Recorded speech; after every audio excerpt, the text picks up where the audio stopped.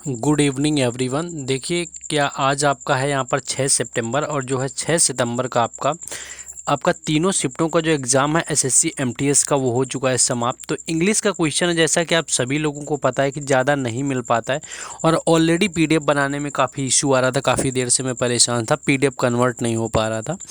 तो यहाँ पर जो भी क्वेश्चंस मिल पाया है तीनों शिफ्टों के अंतर्गत कांटेक्ट करने के बाद वो आपको दिखाने वाले हैं, जैसा कि हर रोज़ आपको करवा देते हैं। प्लेलिस्ट भी बना हुआ है, ज़्यादा क्वेश्चन नहीं मिलता है, फिर भी आप लोगों के लिए ऐसा कुछ नहीं कि इससे मेरा व्यूज बहुत ज़्यादा जाएगा या मुझे पैसा मिलता है, लेकिन एटलीस्ट आप लोगों के लिए किया हुआ है। तो कहीं ना कहीं कम से कम 100 लोग तो ऐसे होंगे जो वेट कर रहे होते हैं कि एनालिसिस आएगा, देखेंगे इंग्लिश का लेवल क्या रहा हुआ है, उस बेस पर यहाँ पर आप लोगों के लिए करवा रहे हैं। बाकी तो देखेंगे यहाँ पर आप आज का 6 सितंबर का क्या लेवल रहा हुआ और किस तरह से जो है क्वेश्चन पूछे गए थे। ज़्यादा क्वेश्चन तो नहीं मिल पाए। देखिए पहला एक जो क्वेश्चन पूछा गया था यहाँ पर आपके सिनोनिम्स में बात करें तो सिनोनिम्स में आपका कॉर्डियल पूछा गया था। देखिए कॉर्डियल क्या होता है, आपका मैत्रीपूर्ण होता है या आप समझ सकते हैं कि सौहार्दपूर्ण होता है, जिसको बोलते हैं सौहार्दपूर्ण होना, मैत्रीपूर्ण होना, मिलनसार होना। तो ये आपका कॉर्डियल होता है। जिसके सिनोनिम्स की बात करें तो आपका एफेबल हो जाएगा, एफेबल के साथ में आपका जेनियल हो जाएगा, ग्रेसियस हो जाएगा, सोशिएबल हो जाएगा या एमिएबल आपका हो जाएगा, यानी कि एमिएबल या एमिकेबल भी हो जाता है, जो कि आपका पूछा गया था शायद कल के इस शिफ्ट में मैंने ये क्वेश्चन बताया हुआ था, ये आया हुआ था एमिकेबल। तो ये आपका हो जाएगा। नेक्स्ट एक वर्ड पूछा गया था डिस्टिंग्विश। डिस्टिंग्विश आपका क्या होता है, डिस्टिंग्विश जो होता है ये होता है आपका अंतर करना। डिस्टिंग्विश की बात कर लें तो ये आपका होता है अंतर करना। तो अंतर करना की अगर बात कर लेंगे यहाँ पर तो ये आपका हो जाएगा डिफ्रेंशिएट, यानी कि डिफ्रेंशिएट इसी का मतलब होता है, यानी कि अंतर करना किसी चीज़ में। डिस्कर्न हो जाएगा आपका, डिस्क्रिमिनेट हो जाएगा, सेपरेट हो जाएगा, यानी एक तरह से आप देखेंगे कि चीज़ों को अलग अलग करना, यानी कि डिस्क्रिमिनेट कर देते हैं आप, सेपरेट कर देते हैं चीज़ों को, तो आपको जो मतलब होता है यहाँ पर हो जाएगा। नेक्स्ट आगे हम लोग क्वेश्चन को देखेंगे। नेक्स्ट आपका क्वेश्चन दिया हुआ है, देखिए एंटोनिम्स से जो आया हुआ था, एंटोनिम्स में का आपका मिला हुआ था वर्ड लाइवली। लाइवली क्या होता है, एक वर्ड आपका यूज किया जाता है लिवली वायर, उसको बोलते हैं, क्या बोलते हैं, लिवली वायर बोलते हैं। इसका मतलब कहीं ना कहीं अगर बात करें तो इसका मतलब होता है आप ऊर्जावान हैं, यानी कि ऊर्जावान के साथ आप समझ सकते हैं कि आप एनर्जेटिक हैं, इसका मतलब आपका होता है।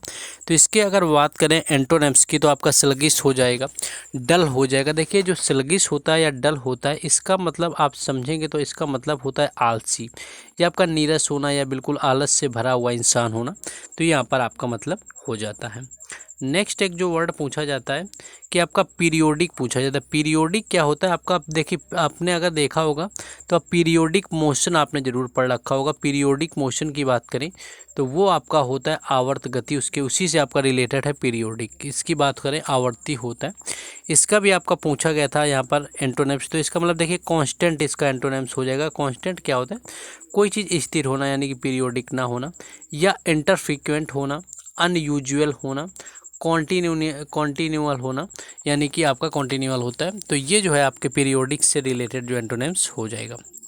नेक्स्ट तो ये एक आसान सा वर्ड आपका दिया गया था, इनार्मस पूछा गया था। इनार्मस क्या होता है, कोई चीज़ बड़ी होती है, कोई चीज़ विशाल होती है, तो ये आपका होता है इनार्मस। तो ये आपका पूछा गया, तो इनार्मस की बात करें आपका मिनिएचर हो जाएगा, स्मॉल हो जाएगा, टीनी आपका हो जाएगा, लिटिल हो जाएगा, यानी कि जो छोटा होना होता है वो हो जाएगा यहाँ पर आपका एनॉर्मस वगैरह का मतलब। तो ये भी क्वेश्चन आपका एंटोनिम्स के तहत आज की शिफ्ट में यहाँ पर देखने को मिल गया था, यानी कि पूछा गया था।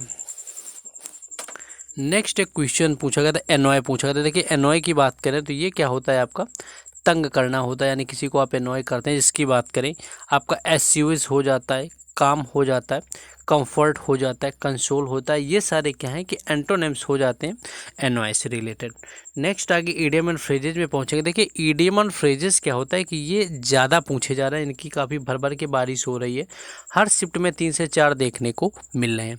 पहला है a big fish to catch. देखिए a big fish to catch की बात करें तो जो बिग फिश टू कैच होता है इसका मतलब होता है समवन इज डोमिनेंट और इम्पॉर्टेंट, यानी कोई ऐसी चीज़ हो जो डोमिनेंट हो। डोमिनेंट का मतलब होता है एक तरह से आपका सर्वव्यापी होना या इम्पॉर्टेंट होना, ठीक है। तो डोमिनेंट आपका वर्ड आप समझ सकते हैं, आप डोमिनेटिंग आप समझ सकते हैं, जहाँ से डोमिनेटिंग आया, जैसे कि क्या होता है India is a male dominating country, इस तरह से आप इस चीज़ों को समझेंगे। नेक्स्ट एक था स्टॉर्म इन अ टी कप, यानी कि चाय में आपका भूकंप होना या स्टॉर्म होना, तूफान होना। तो ये आपका पहले भी PYQ में कई बार देखने को मिला हुआ। इसका मतलब क्या होता है, situation in which people are very angry, यानी कि ऐसी सिचुएशन होना, ऐसे हालात होना कि जहाँ पर लोग बहुत गुस्सा होते हैं या अपसेट होते हैं किसी भी चीज़ के लेके अनइम्पोर्टेंट, जो कि वहाँ पर ज़रूरी नहीं होता है। That is called a storm in tea cup. Next देखिए एक वर्ड यहाँ पर दिया हुआ है एट 11th आवर पूछा गया था कि एट 11th आवर की बात करें तो इसका जो मतलब होता है, इसका मतलब होता है कि आपका अंतिम क्षण में, आप समझ सकते हैं एट 11th आवर का मतलब होता है कि अंतिम क्षण में होना, यानी कि लास्ट मोमेंट पे होना। At the last possible moment बोलते हैं, क्या बोलते हैं, at the last possible moment और अपॉर्चुनिटी, यानी कि बिल्कुल अंत में होना। Before something is to comments, यानी कि आपका बिल्कुल अंतिम समय में, यानी कि आप बिल्कुल पढ़ाई करने की सोचते हैं जब आपका एग्ज़ाम आ जाता है, तो उसका मतलब आपका हो जाता है। नेक्स्ट देखेंगे, नेक्स्ट देखिए एक वर्ड दिया हुआ है अगेंस्ट द वॉल की बात करें तो अगेंस्ट द जो वॉल दिया हुआ है ये भी आपका पहले पूछा जा चुका है। अगेंस्ट द वॉल क्या होता है, to have very serious problem that limits the way in which you can आगे देखेंगे आपका जो होता है कि एक तरह से आप समझिए ऐसी सिचुएशन जिसमें कि आपको एक्ट करना है सीरियस प्रॉब्लम में, that limits way in which you can you act, यानी कि आप समझ सकते हैं किसी के खिलाफ जा रहे हैं, आप अगेंस्ट द वॉल सिचुएशन में फंसते चले जा रहे हैं। नेक्स्ट है be like chalk and the cheese, यानी कि चौक और चेस की तरह होना। तो देखिए इसका मतलब होता है बिल्कुल डिफरेंट होना, यानी कि एक दूसरे से अलग होना। तो ये क्या होता है, बी लाइक चौक एंड आपका चेस, तो ये आपका एम्फैसिजिंग होता है। लाइक इसकी बात करें that they are completely different from each other, यानी कि एक दूसरे से जो बिल्कुल डिफरेंट होते हैं, बिल्कुल अलग अलग होते हैं। इसका मतलब होता है be like chalk and cheese. तो ये क्वेश्चन आपका ईडियम में पूछा गया था, क्योंकि ईडियम में क्वेश्चन मोस्टली पूछे जा रहे हैं। नेल टू हेड की बात करें तो नेल टू हेड का मतलब होता है कि exactly hit the nail on the head, ऐसा आपका पूछा जाता है, hit the nail on the head. तो इसकी बात करें तो आपका होता है to be exactly in the same way, यानी बिल्कुल उसी तरह से।